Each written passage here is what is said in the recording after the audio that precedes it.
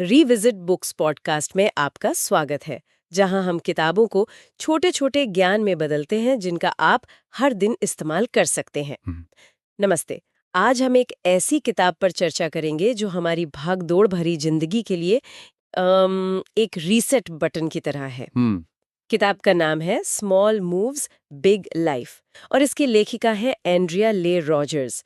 इसका जो एक मूल विचार है वो बहुत ही सरल लेकिन बहुत शक्तिशाली है। बिल्कुल। सोचिए, क्या हो अगर सिर्फ कुछ मिनटों की रोज की आदतों से आप अपनी एनर्जी, प्रोडक्टिविटी और खुशी को पूरी तरह से बदल सके। बिल्कुल, और ये किताब उस धारणा को आप कह सकते हैं चुनौती देती है, जिसके अनुसार बड़े बदलावों के लिए बड़े और मुश्किल कदम उठाने पड़ते हैं। हाँ, कि आपको अपनी पूरी जिंदगी ही बदलनी होगी। हाँ, बिल्कुल। एनबिया का तरीका बहुत ही क्या कहते हैं व्यवहारिक है। वो कहती हैं कि आपको सब कुछ एक साथ बदलने की जरूरत नहीं है, बस कुछ छोटे-छोटे सोचे समझे बदलाव करने हैं। तो चलिए सबसे पहले ये समझते हैं कि यह किताब असल में है किसके लिए। कौन है वो लोग जिन्हें इसे पढ़कर लगेगा कि हाँ, ये तो मेरे लिए ही लिखी गई है। ये सवाल बहुत जरूरी है।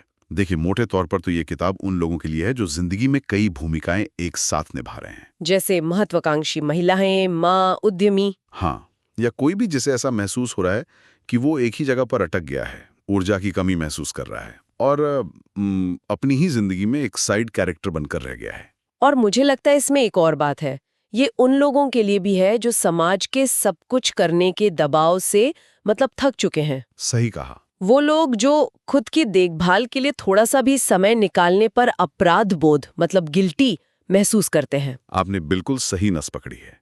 ये किताब उसी अपराध बोध को हटाती है। ये याद दिलाती है कि खुद के लिए दिन में सिर्फ 30 मिनट निकालना कोई स्वार्थ नहीं है, बल्कि एक जरूरत है। एक जरूरत है। ये वो नींव है जिस पर आप बाकी सब कुछ बेहतर तरीके से बना सकते हैं। तो चलिए अब इस किताब के कुछ सबसे शक्तिशाली विचारों को समझते हैं। पहला सबक है, अपनी टू डू लिस्ट को छोटा करें।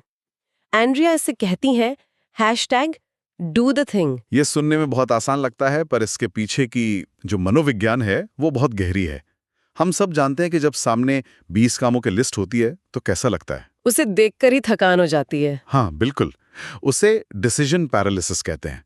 जब बहुत ज्यादा विकल्प होते हैं तो हमारा दिमाग जैसे फ्रीज हो जाता है और हम कुछ भी नहीं कर पाते। हाँ, और फिर हम सबसे आसान काम उठा लेते हैं बजाय उसके जो सबसे जरूरी है। तो एंड्रिया का समाधान क्या है? वो कहती हैं कि अपनी उस लंबी लिस्ट को फाड़कर फेंक दो। हाँ, और हर दिन के लिए सिर्फ 3 ऐसे काम चुनो जिन्हें टाला नहीं जा सकता, जो सच में मायने रखते हैं। हम्म और जब हम सिर्फ 3 कामों पर ध्यान केंद्रित करते हैं और उनमें से एक भी पूरा कर लेते हैं, तो हमारे दिमाग में डोपामीन रिलीज होता है। एक जीत का एहसास होता है। और वो छोटी सी जीत बाकी दिन के लिए एक पॉजिटिव मोमेंटम सेट कर देती है। बिल्कुल। आप अभिभूत महसूस नहीं करते, आप सशक्त महसूस करते हैं। किताब में एंड्रिया अपना बहुत ही निजी अनुभव साझा करती हैं।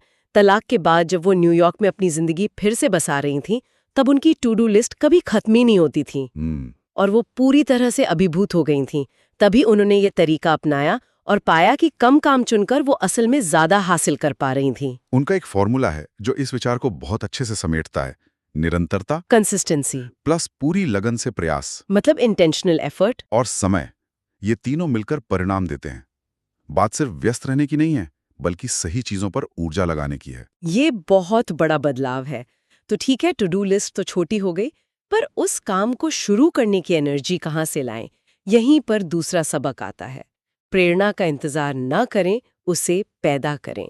जिसे वो कहती हैं जस्ट प्रेस प्ले। ये हम सब की कहानी है। आज मूड नहीं है, कल से पक्का करूंगा। हम प्रेरणा को काम शुरू करने की एक शर्त बना देते हैं। हाँ, एंड्रिया समीकरण को पूरी तरह से पलट देती हैं। वो कहती हैं एक्शन से मोटिवेशन आता है, ना कि मोटिवेशन से एक्शन। सोफे पर बैठकर इंतजार करने के बजाय बस उठकर 10 मिनट के लिए कुछ करना शुरू कर दो।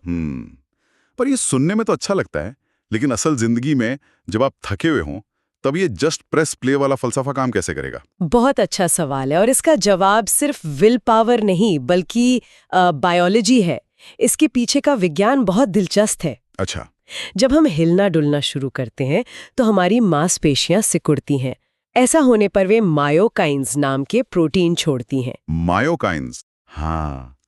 और रिसर्चर्स ने इन्हें मजाक में होप मॉलिक्यूल्स यानी आशा के अणु का नाम दिया है। होप मॉलिक्यूल्स, ये तो कमाल का नाम है। तो इसका मतलब है कि हमारा शरीर खुद ही अच्छा महसूस करने वाले केमिकल बनाने लगता है। एग्जैक्टली ये मायोकाइन्स हमारे मूड को बेहतर बनाते हैं और एक प्राकृतिक एंटी डिप्रेसेंट की तरह काम करते हैं। तो आपको बस शुरू करने के लिए थोड़ी इच्छा शक्ति चाहिए। और एक बार आप 5-10 मिनट तक टिक जाते हैं तो आपका शरीर खुद आपको आगे बढ़ने के लिए ईंधन देना शुरू कर देता है। प्रेरणा अंदर से पैदा होती है। इसीलिए वो सिर्फ 10 मिनट के मिनी वर्कआउट का सुझाव देती है। हाँ, क्योंकि कोई भी 10 मिनट तो निकाल ही सकता है। किताब में सारा नाम के एक क्लाइंट की कहानी बहुत प्रेरणा देती है। उन्होंने इसी सिद्धांत पर चलकर 100 पाउंड से ज्यादा वजन कम किया। और उनकी एक बात मुझे हमेशा याद रहती है। कौन सी? आप गाड़ी से गिर सकते हैं, बस वहीं अपना कैंप मत लगाइए। मतलब अगर आप रास्ते से भटक भी जाएं तो कोई बात नहीं, बस अगले दिन वापस पटरी पर आ जाएं। ये बात परफेक्शन की नहीं, प्रोग्रेस की है। सही बात है। तो टू डू लिस्ट छोटी हो गई, एक्सरसाइज भी शुरू कर दी। लेकिन उस अंदर की आवाज का क्या करें जो हमेशा कहती है तुम ये नहीं कर सकते? यहीं पर तीसरा आइडिया माइंड अप काम आता है। और सच कहूं, जब मैंने पहली बार इसके बारे में पढ़ा तो मुझे ये थोड़ा अजीब लगा था। मैं समझ सकता हूँ। माइंड अप प्रैक्टिस में एंड्रिया सुझाव देती हैं कि हम अपनी ही आवाज में सकारात्मक बातें या एफर्मेशंस रिकॉर्ड करें और उन्हें सुने। हाँ, ये पहली बार में थोड़ा अजीब लगता है। बिल्कुल, लेकिन इसके पीछे का विज्ञान, जिसे न्यूरोप्लास्टिसिटी कहते हैं, वो बहुत ठोस है। मतलब हमारा दिमाग बदल सकता है? हाँ, हमारा दिमाग पत्थर की लकीर नहीं है। हम अपने अनुभवों और विचारों से इसकी वायरिंग को बदल सकते हैं। जब हम बार बार अपनी ही आवाज में कोई सकारात्मक बात सुनते हैं तो हमारा दिमाग उसे एक बाहरी सलाह के बजाय एक कमांड की तरह लेता है। ये उस अंदर के आलोचक की आवाज को कमजोर करता है, जिसे एंड्रिया मजाक में डेब कहती हैं। हम सबके अंदर एक डेब होती है ना? होती है। हाँ, ये प्रैक्टिस डेब की आवाज को कम करके हमारी अपनी एम्पावरिंग आवाज को बढ़ाती है। और एंड्रिया अपने जीवन के सबसे बुरे दौर का जिक्र करती हैं। जब उनका विवाह संकट में था। हाँ, वो कहती हैं कि उस समय ये रिकॉर्ड किए गए अफर्मेशंस ही उनका सबसे बड़ा सहारा थे। वो कार में बैठकर दिन में 5 बार अपनी ही आवाज में सुनती थी, एंड्रिया, तुम अपनी कीमत जानती हो, तुम इस मुश्किल से निकल जाओगी। इससे उन्हें हिम्मत मिली। बिल्कुल, ये एक भावनात्मक कवच की तरह काम करता है। तो ये 3 मुख्य विचार थे, लेकिन ये अलग-अलग टिप्स नहीं है। ये एक बड़े सिस्टम का हिस्सा है। और यहीं पर चौथा और अंतिम बिंदु आता है। 7 दैनिक आदतें जो मिलकर सिर्फ 30 मिनट में एक शक्तिशाली रूटीन बनाती हैं। हाँ, ये सिस्टम इस किताब की असली जान है, क्योंकि अलग-अलग टिप्स याद रखना मुश्किल हो सकता है, लेकिन एक सिस्टम बनाना आदतों को ऑटोमेटिक बना देता है। तो चलिए सिस्टम को जल्दी से देखते हैं। इसमें कुल 7 आदतें हैं। पहली है ब्रीद इन, सिर्फ 2 मिनट की गहरी सांस लेने की एक्सरसाइज। फिर आती है स्ट्रेच योरसेल्फ, 3 मिनट की स्ट्रेचिंग, शरीर को जगाने के लिए। इसके बाद है जस्ट प्रेस प्ले, हमारा 10 मिनट का वर्कआउट, वो होप मॉलिक्यूल वाला। हाँ। फिर 2 मिनट के लिए डू द थिंग, दिन के वो 3 सबसे जरूरी काम तय करना। उसके बाद सेट द टेबल, 10 मिनट का स्क्रीन फ्री नाश्ता। फिर माइंड अप, 2 मिनट के लिए अपनी एफर्मेशन सुनना। और दिन का अंत होता है ब्रीद इट आउट से, सोने से पहले 2 मिनट की शांति। इसकी खूबसूरती ये है कि ये सिर्फ कुछ टिप्स नहीं है, बल्कि एक दूसरे से जुड़ी एक दिनचर्या है ना। आप इसका बहाव देख सकते हैं। हर आदत अगली आदत के लिए मंच तैयार करती है। ब्रीद इन दिमाग को शांत करता है ताकि आप स्ट्रेच कर सकें।